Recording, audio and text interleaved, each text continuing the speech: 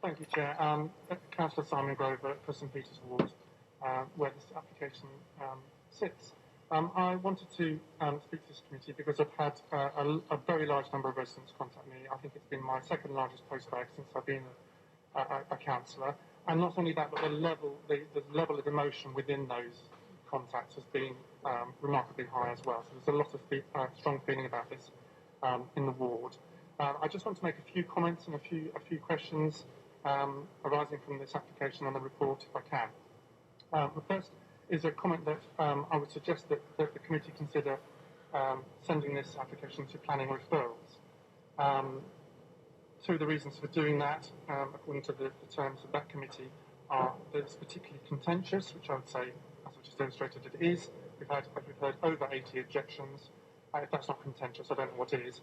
And the other one is that it concerns district-wide issues, and that it clearly does, because the skyline of the city, which is the city of this district, would be changed enormously, and that's one of the major objections that people have to it. So I'd suggest that you think about that. Also, the very short notice for this meeting, I wonder whether all the members of this committee have had time to visit the site, to read all 80 objections, to absorb the proposal and the report. If you have, great. But if you haven't, let's not decide it tonight. Let's send it to a better place.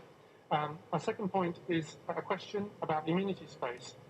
I would like an answer to this. Is the amenity space that's proposed actually satisfactory for this number of flats?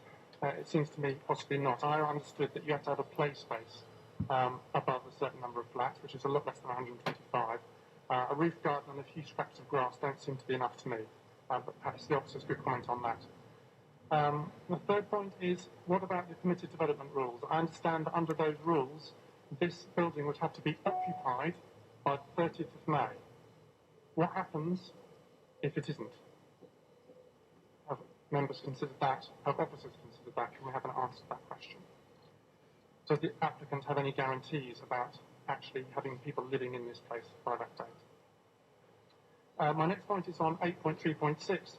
The officer lists the positive attributes of the reflective cladding, as he repeated just then, but then wrongly says that these attributes are lost within the wider city views. That's a matter of opinion.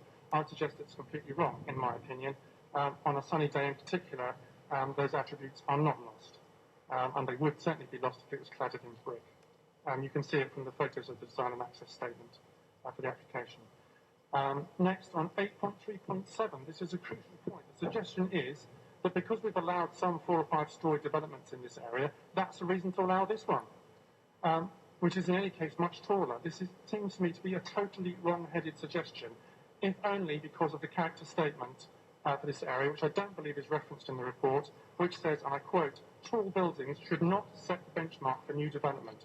It is clear they do not fit into the scale of the area and are over-dominant." Why are we not considering that as part of this discussion?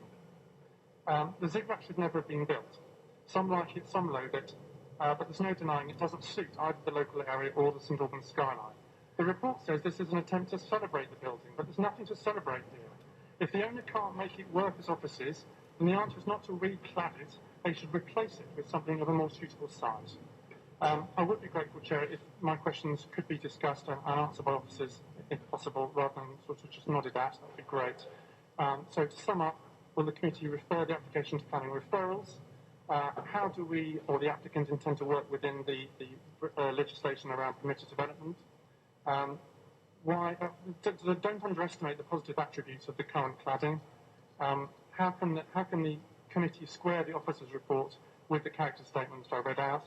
And does the application provide adequate amenity space? Thank you very much.